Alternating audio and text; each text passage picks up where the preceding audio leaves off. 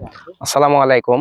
গত ভিডিওতে আমরা দেখাইছিলাম যে কুদাল দিয়ে কূপে সেচ দেওয়ার পর আমরা সার প্রয়োগ করব কিভাবে, সেটা আপনাদের জানাবো। তো আজকে চলে আসি সার নিয়ে। কি কি সার দেই চলুন দেখা যাক।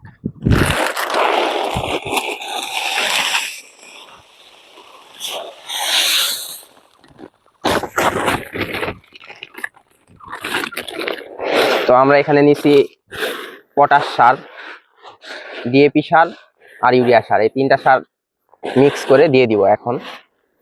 এটা একটু ভালো করে উল্টাপাল্টা করে নেই। এর সাথে আমরা আরেকটা সার দিই, সেটার নাম হচ্ছে ম্যাগনেসিয়াম। এটা ম্যাগনিল নাম।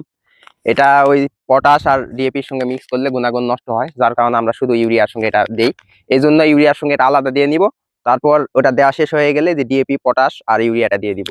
তো পটাশ সার আমরা ওই যখন ঘাস লাগাইছিলাম তখন প্রথমবার দিছিলাম, যেহেতু মাটিটা উল্টাপাল্টা করে দিছি এই জন্য আরেকবার পটাশ সার দিব। তো এই ম্যাগনিলটা ইউরিয়ার সঙ্গে মিক্স করে নিব। আর ম্যাগনেসিয়াম দিলে পাতাগুলো একটু চওড়া হয়, পাতার যে হলুদ ভাব থাকে সেটা কেটে যায় এবং ঘাসটা একটু বেশি কালো থাকে। পাশাপাশি ঘাসের ফলন বৃদ্ধি পায় এবং ইউরিয়া সহ ডিএপি সারগুলো শোষণ করতে ম্যাগনেসিয়াম সাহায্য করে। তো এখানে আজকে আমরা মোট সার প্রয়োগ করলাম ইউরিয়া 10 কেজি, পটাশ সার 6 কেজি এবং ডিএপি সার 10 কেজি। আর সঙ্গে প্রতি 10% জন্য ম্যাগনেসিয়াম 1 কেজি করে। আমরা ম্যাগনেসিয়ামটা আলাদা দিলাম, একটু আগে বলছি যে এর গুণাগুণ নষ্ট হইতে পারে, যার কারণে শুধু ইউরিয়ার সঙ্গে ম্যাগনেসিয়ামটা ছিটাই দিলাম।